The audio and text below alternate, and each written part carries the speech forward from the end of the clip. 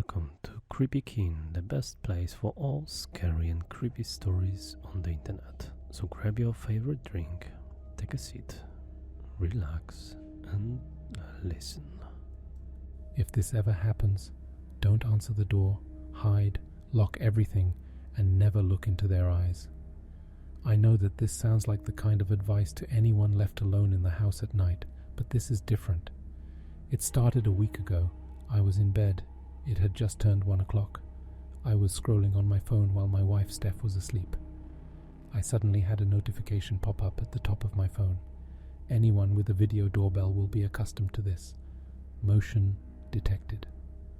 I normally ignore it, as it was either a car coming down the road or a person stumbling back home after a night out. Then the doorbell chimed, the notification followed. There is a person at your front door. I opened the app. There, sure enough, was a young woman standing, clinging to my doorframe. I answered, "Hello, can I help you?" She came back immediately. "Please let me in. Someone is chasing me." I told her to stay where she was and that I would call the police. I heard her again. "Please let me in. He's going to hurt me. Please hurry." At this point, my wife woke up and she knew what I was doing. As I put some clothes on, ready to go downstairs, I said there was a woman at our door begging to come in as someone was chasing her. I was about to dial the police when Steph opened the app. She said, "Babe, no one is there." We looked back on the motion history. Both notifications were logged. I opened the first one, nothing but our front porch. I proceeded to the other notification where someone had pressed the doorbell. There was my front porch, shrouded in darkness, but this time we could hear only my voice. Of course, there was no response to my questions. I thought to myself, was I going crazy? My wife said it was late. I must have been half asleep and my mind was playing tricks on me. Even if that was right, it still didn't explain why we got the notifications. The next night we both sat binging a Netflix show in our living room. We must have lost track of time as it was nearly 1 in the morning. I went to check the back door was locked when my phone buzzed. I asked Steph whether she had the same. She had. I opened the app just as it notified me that someone had pressed the bell.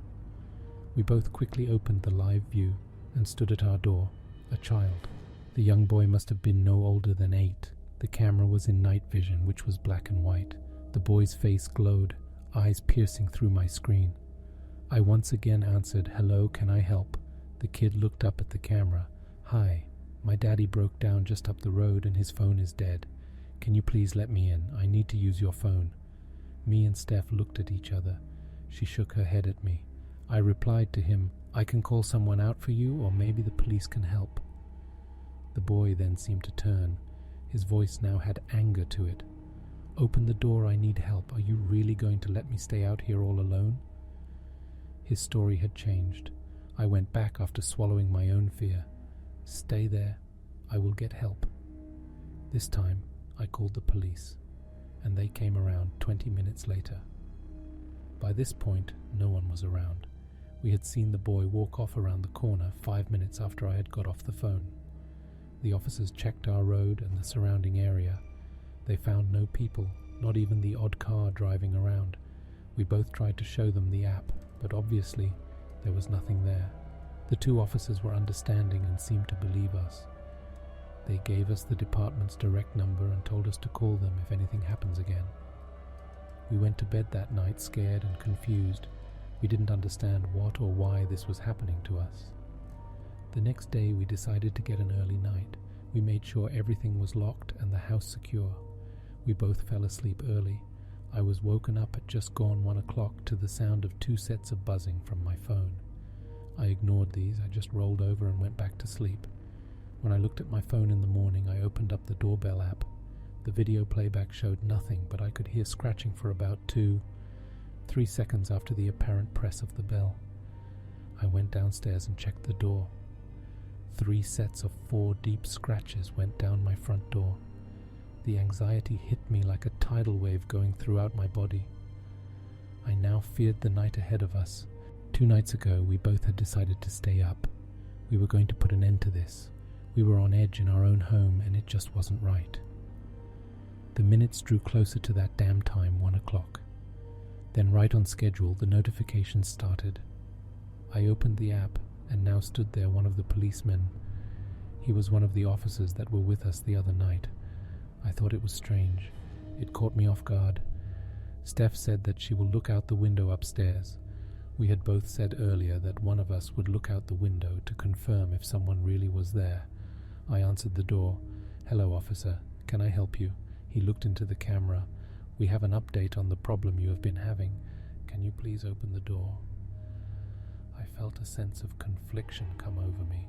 This didn't feel right. I had watched enough police programs and dramas to know they usually have to report to places with another officer. The lack of any police cars also unnerved me. "Sorry, officer, I'm sure you can understand the reluctance to open the door due to our situation." He snapped back. "It's fine. I am an officer of the law and instructing you to please open up. I need to come in and update you." Now I knew something was wrong. His whole demeanor was now completely different from when we spoke 2 nights ago. I watched as his head looked upwards. I heard my wife scream the words, "Oh my God, his eyes, what the fuck?" I rushed up the stairs, my feet slipping as I ran. I saw Steph, but she looked petrified. She stared at me blankly and said, "You need to let him in. He will help us." I uttered back, struggling to catch my breath. "We can't. You know we can't. What did you see? What was wrong with his eyes?" She tilted her head at me. Her eyes began to roll upwards. "Let him in. Let him in." Her tone started to change. It was turning into a gravelly, rasping voice.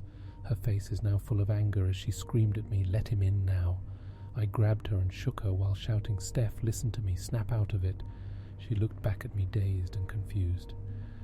She said wearily, with tears in her eyes, "I want to go to bed." I said, "Only if you are okay." She said she was fine and didn't know what happened. I checked the video feed once more. No one was there. It took me a few hours to fall asleep worrying about what happened to Steph. When I woke the next morning, Steph was gone. Her phone and jewelry left on the bedside cabinet. I went downstairs and searched for her, but nothing. She wasn't in the house. I called the police department on the number I was given, and I spoke to the partner of the policeman that was at my door. I told him everything that happened and that my wife had gone missing. They told me the officer that was standing at my door 8 hours earlier was on leave. He flew out on holiday yesterday morning. It couldn't have been him. In the hours ahead, a search team was assembled, and I joined them in searching the local area. There was no sign of her. It's now 11 p.m. I'm sitting alone in my living room, my head now full of fear and radiating pain. I just want my Steph home. I just want normality back. Here it comes, 0:59. 3, 2, 1 o'clock, the notifications came through. I opened the app. Steph was at the front door. I was almost half expecting it. I said, "Where were you, honey?" She looked into the camera. "I was taken, but I escaped and I'm here now. Let me in and I will tell you all about it." I took a deep sigh. "Okay, I will be there in a minute, babe." What can I do? She is my wife. I have nothing without her. I wrote all of this throughout this evening, hoping for some sort of closure, maybe even a happy ending to this horrible experience. I guess now it will just be a piece of evidence of what happened to us both. I need to go answer the door now. My wife is home. And that's it for today. Thank you so much for liking and subscribing. See you next time. Bye.